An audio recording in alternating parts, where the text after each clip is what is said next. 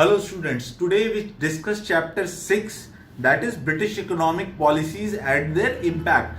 In previous chapter from traders to rulers we have discussed how Britishers came to India and established their presence and how they started controlling everything, how they came in power. So now we will be discussing how they started implementing their policies and how it impacted people. The English East India Company arrived as traders in India in the 17th century. By the middle of the 19th century, it had used various methods to conquer and colonize large parts of India. So basically in 17th century, they arrived here and they started colonized by mid 18th century. Before the arrival of the British, India was a producer of various goods such as textiles, irons, products and spices which were in great demand in other countries. British land revenue policies soon led to the deterioration of Indian agriculture and resulted in frequent famines. So basically what happened? British had started such strict land revenue policy that it started affecting the farmers, and famines, which is a case of famines means a situation where there is people are dying of hunger and poverty. So famine started happening. Their commercial policies led to deindustrialization in India, that is, India's handicraft industries withered away and people became increasingly dependent on agriculture. The British colonial government in India drained India's raw materials and wealth to boost Britain's industrial development. What they did, they finished Indian handicraft industries. Also, they started exporting from India, they started taking away certain articles, goods and commodities to their own country to benefit themselves. The British colonial government in India drained India's raw materials and went to boot Britain's industrial development. Let us take a closer view of the British economic policies and their impact on India. First, we discuss policy of land revenue. What was the policy of land revenue taken by British? Let's discuss that. In 1765, the company became the Diwan. What is a Diwan? Diwan is basically a revenue collector. Diwan of certain areas in India. After this, the company corrupt servants began to extract huge amounts of land revenue from the peasants. So, the land revenue policies, when they were involved and they were used, the collectors, they started jeopardizing the situation of peasants there. They pocketed most of the money, leaving very little for the company. The corrupt servants, they started to take the money and use it for their own benefit, and they started giving less credit to the company. Also, their methods of collection caused widespread misery among the peasants and a decline in agricultural production. To ensure a regular flow of revenue, the company felt the need to restore agriculture. It also decided to settle or fix the amount of revenue to be collected who had to pay it. The company tried out many experiments for this purpose.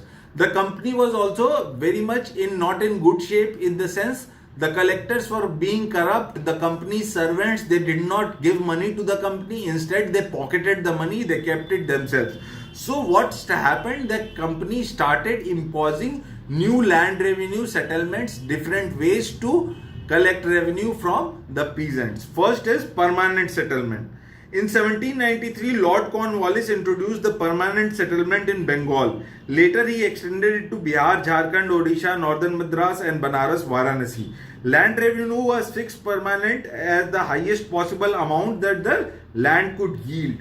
It was to be collected by the traditional zamindars. So what was permanent settlement? The permanent settlement was a system of land revenue which was to make sure that whatever is the highest yield, that goes to company. So they made sure that these land revenues were efficient for the Britishers, and it was to be collected by zamindars. Zamindars were the landowners basically. Of the revenue collected, 89% would go to the state and 11% to the zamindar. 89% of the revenue would be with the company and 11% would be received by the zamindar, whatever the revenue collection was. As the state share was fixed permanently, Cornwallis expected the zamindars to improve agricultural conditions to increase their own income. The permanent settlement system had several far-reaching effects on the economy and the society. So this is what happened. company expected zamindars to do some modification and make sure that things happen according to the plan. So what were the new landlords? Let's discuss how new landlords started appearing. In pre-British India, zamindars had no ownership rights over lands. The permanent settlement made them hereditary landowners with the right to sell or lease their land. So in pre-British India, the zamindars had no ownership of land, but permanent settlement made them hereditary landowners because they were receiving that 11%. To meet the high revenue demands of the British, many zamindars took loan from money lenders. Because revenue was very high, so zamindars started taking loan from money lenders. Money lenders were people who give loan to people. If they failed to repay such loans, their lands were taken over by the money lenders who became the new zamindar. For example, a zamindar, if he was unable to pay the loan, his loan was closed and the land that he owned was given to the money lender basically. So the money lenders themselves, they started becoming zamindar. The new zamindars usually had non-agricultural backgrounds and lived in cities. So the money lenders who became new zamindars, they did not have much experience and they lived in the cities themselves. They leased out their land to tenants at high rates of rent. The tenants in turn subleased their land. So there was a chain of tenants between the zamindar and the last tenant who was the actual cultivator. The cultivator had to bear the burden of the increased rents. So what they did, the money lenders who had now become zamindars, they subleased the land, and the other person, they further leased the land. So they became 3 people involved.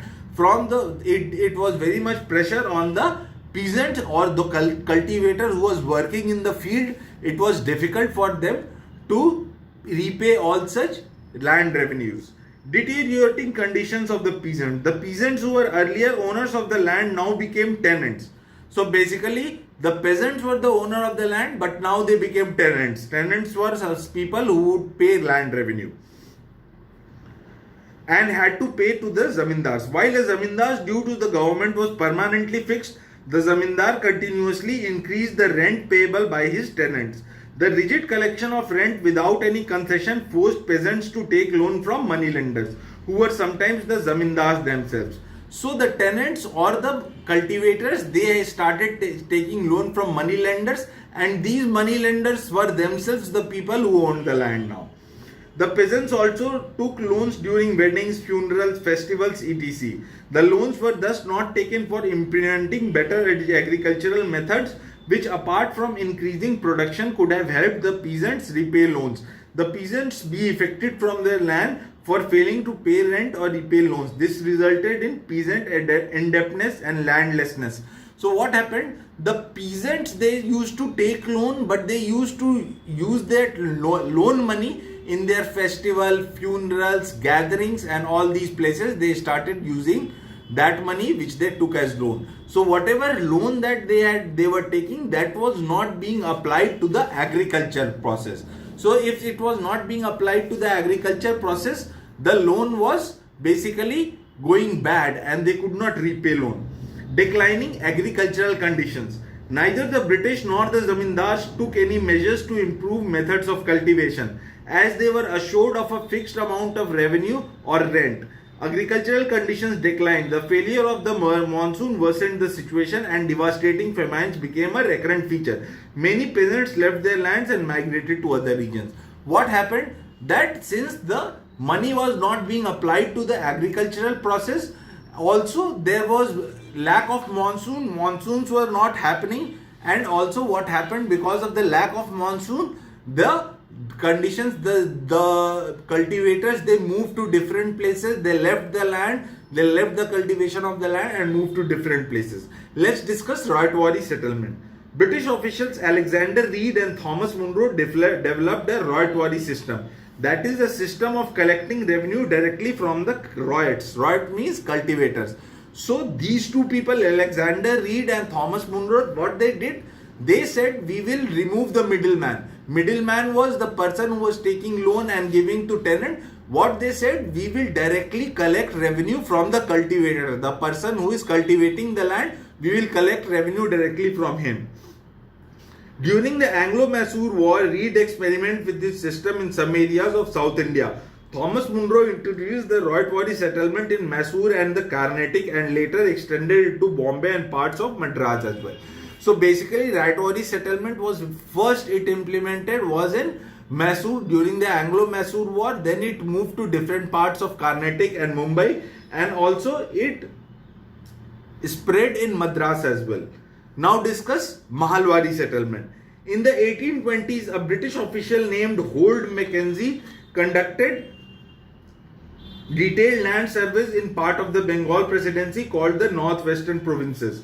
The area included Western Uttar Pradesh, parts of Madhya Pradesh and the Ganga Yamuna Doab. In the 1830s, these regions were placed under the Mahalwari settlement based on Mackenzie's suggestions. This settlement was to protect the ownership rights of the peasants over their land, check the operation of the traditional revenue collectors and ensure agricultural improvements. The land revenue under this system was settled with the head of Mahal, village or group of the village that paid land revenue as a single unit. What happened? The head of the village was given control and land revenue was being collected from that head of the village. So that is what is basically Mahalwari settlement. Effects of Roytwari and Mahalwari settlements. The Roytwari and Mahalwari settlement had similar long-term effects as the permanent settlement. Revenue rates were very high and collection was rigid without any remissions. While the indebtedness and landlessness of peasants increased, land became concentrated in the hand of the moneyed class. So what happened? Roytwari and Mahalwari settlement, although they were new inventions, but they were ineffective because the rate of the revenue was very high. The peasants or the mahals, they had to pay a very high land revenue. So it declined. The positions of the peasants or the cultivators, it declined, and the money lenders were still the new landlords. Now let's discuss cultivation of commercial crops. Under British rule, commercial crops were grown in India to serve as raw material for European industries. So commercial crops were grown in India and they were shipped to Britain. These commercial crops were shipped to Britain for their own benefit. Among such crops were indigo for dyeing cloth, mulberry for rearing silkworms, cinchona for quinine, poppy for opium, tea, coffee, sugar, cane, oil seeds, jute and rubber. So these were the basically commercial crops that were the production of the commercial crops was being shipped to Britain. These crops were grown on large estates called plantations whose owners were called planters. Most planters in India were of British or European origin. So what happened that these crops were grown on a large piece of land. A large piece of land, and that piece of land was called plantations. And there was a owner of the plantation who used to be mostly European. Any Indian was not allowed to be the owner of the plantation. So that whatever the produce is, that could be shipped to Britain.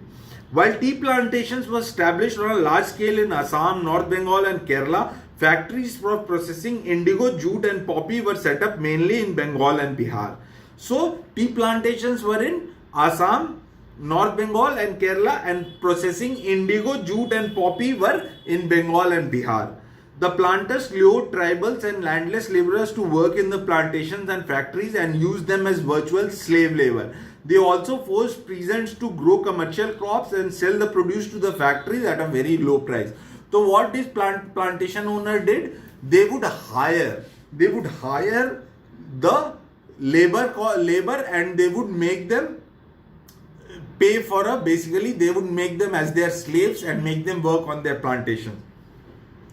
Even the cultivators were asked to work on the lands and produce commercial crops. Cultivators were also given these positions to maintain commercial crops and sell them into British factories. In some areas, Indian landlords who were interested in high returns began to switch to commercial crops, thereby bringing down the production of food crops. Scarcity of food grain raised their prices, bringing more misery to the peasantry. So what happened? Some Indian landlords were interested in making more money, so they started growing commercial crops, and the production of food crops, it declined. So let's discuss British trade in Indian textiles. Textiles was the chief item of English East India's company's trade in India. According to an estimate, by the end of the 17th century, Indian calico accounted for more than 80% of the company's entire trade. Calico is it is a type of material which is used in textiles, and Indian calico became 80%, more than 80% of the company's trading. For the purpose of trade, Indian textiles were classified mainly as plain white cotton, plain dyed cotton, striped and check cotton, chintz, and embroidered clothes and silk goods. So cotton and silk goods were basically being sent to Britain from India. These were packed in pieces each 20 yards long and 1 yard wide. Hence they were called piece goods. The company had to buy them with gold and silver until it began to collect revenue in India. Earlier, the company, when they had not established their control, they were buying it with gold and silver. But now, since they were land revenue owners, so they started growing these crops for their own benefits.